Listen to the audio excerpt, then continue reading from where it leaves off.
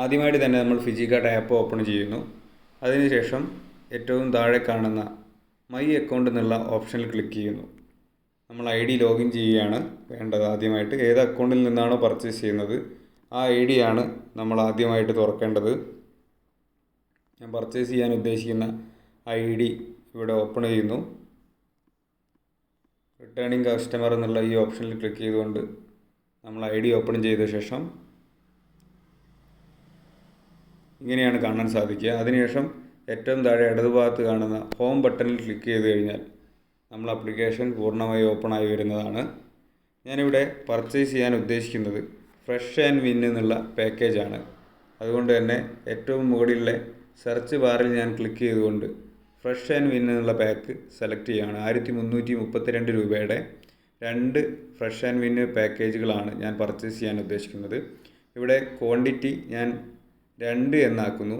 അതിനുശേഷം അത് add cart എന്നുള്ള ഓപ്ഷൻ ക്ലിക്ക് ചെയ്യുന്നു. ഇപ്പോൾ കാർട്ട് നോക്കിക്കഴിഞ്ഞാൽ ഞാൻ 2 പ്രൊഡക്റ്റ് കാർട്ടിലിട്ടതായിട്ട് ഇവിടെ കാണാൻ സാധിക്കും. ഇനി ഞാൻ ഈ പ്രൊഡക്റ്റ് പർച്ചേസ് ചെയ്യാൻ വേണ്ടി പോവുകയാണ്. ചെക്കൗട്ട് ഓപ്ഷൻ കൊടുക്കാം. വീണ്ടും കണ്ടിന്യൂ ഓപ്ഷനാണ് കൊടുക്കുന്നത്. വീണ്ടും കണ്ടിന്യൂ ഓപ്ഷൻ ഞാൻ കൊടുക്കുന്നു. വീണ്ടും കണ്ടിന്യൂ ഓപ്ഷനാണ് കൊടുക്കേണ്ടത്. ഇവിടെ പേയ്മെൻറ്റ് മെത്തേഡ് ചോദിക്കുന്നുണ്ട്. അപ്പോൾ ഒരുപാട് ഓപ്ഷൻ കാണാം. ഇതിൽ സ്റ്റോർ പിക്കപ്പ് വിത്ത് നെറ്റ് ബാങ്കിങ് ഓപ്ഷനാണ് ഞാൻ സെലക്ട് ചെയ്യുന്നത്. അതായത് സ്റ്റോറിൽ നിന്നും പ്രൊഡക്റ്റ് നമ്മളെ വീട്ടിലേക്ക് വരുന്ന ഒരു രീതി, പേയ്മെൻറ്റ് ഓൺലൈനായിട്ട് അടയ്ക്കുന്ന രീതി. ഈ ഓപ്ഷനാണ് സ്റ്റോർ പിക്കപ്പ് വിത്ത് നെറ്റ് ബാങ്കിങ്. ഇതിൽ 4ാമത്തെ ഓപ്ഷൻ ഞാൻ ക്ലിക്ക് ചെയ്യുന്നു. Select store location. ഞാൻ കേരളത്തിലെ സ്റ്റോറിൽ നിന്നാണ് പർച്ചേസ് ചെയ്യുന്നത്. കേരളത്തിലെ വയനാട് കൽപ്പറ്റ സ്റ്റോറിൽ നിന്നാണ് ഞാൻ ഈ പ്രൊഡക്റ്റ് പർച്ചേസ് ചെയ്യുന്നത്. അപ്പോൾ കൽപ്പറ്റ സ്റ്റോറിൻ്റെ ഓപ്ഷൻ ഞാൻ ക്ലിക്ക് ചെയ്തു. അതിനുശേഷം ഈ ചെറിയ കോളത്തിൽ ടേംസ് ഓഫ് യൂസ് എന്നുള്ള കോളത്തിൽ ക്ലിക്ക് ചെയ്യണം. അതിൽ ക്ലിക്ക് ചെയ്തുകൊണ്ട് കണ്ടിന്യൂ കൊടുക്കുന്നു. അതിനുശേഷം കൺഫേം ഓർഡർ കൊടുക്കുന്നു. ഇവിടെ കുറേ തരത്തിലുള്ള പേയ്മെൻറ്റ് ചോദിക്കും. അപ്പോൾ പേ വിത്ത് എന്നുള്ള ഓപ്ഷനിലുള്ള ഈ ഒരു ചെറിയ ഏരോ മാർക്കിൽ നമ്മൾ ക്ലിക്ക് ചെയ്യുന്ന സമയത്ത് കുറേ ഓപ്ഷൻ കാണാം.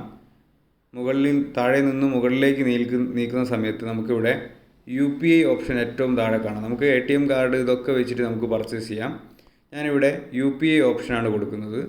UPIയിൽ എൻ്റെ ഫോൺ പേ വഴിയാണ്. നമുക്ക് ഗൂഗിൾ പേ വഴിയോ Paytm വഴിയോ ഒക്കെ ചെയ്യാം. എൻ്റെ ഫോൺ പേയുടെ UPI ID അത് നമുക്ക് നമ്മളെ ആപ്ലിക്കേഷൻ തുറന്നു ഗൂഗിൾ പേയോ ഫോൺ പേയോ ഒക്കെ തുറന്നു കഴിഞ്ഞാൽ നമുക്ക് കിട്ടുന്നതാണ്. എൻ്റെ UPI ID ഞാനിവിടെ ഡയൽ ചെയ്ത് കൊടുക്കുകയാണ്. അറ്റിന് മുൻപേ വരെ ഉള്ള ഭാഗമാണ് നമ്മൾ ഫില്ല് ചെയ്യേണ്ടത്. അറ്റിന് ശേഷം കാണുന്നത് ഇതിൽ നിന്ന് സെലക്ട് ചെയ്യാണ് വേണ്ടത്. സെലക്ട് ചെയ്തതിനു ശേഷം വെരിഫൈ എന്നുള്ള ഓപ്ഷനിൽ ക്ലിക്ക് ചെയ്ത് കഴിഞ്ഞാൽ പ്രൊസീഡ് കൊടുക്കാൻ പറ്റും. പ്രൊസീഡ് ക്ലിക്ക് ചെയ്യുന്നു. ഇനി എൻ്റെ ഫോൺ പേയുടെ അകത്തേക്ക് ഒരു മെസ്സേജ് ഓൾറെഡി വന്നിട്ടുണ്ടാവും. എൻ്റെ ഫോൺ പേയുടെ അകത്തേക്ക് വന്നിട്ടുള്ള ആ മെസ്സേജ് ഞാൻ ക്ലിക്ക് ചെയ്യാൻ പോവാണ്.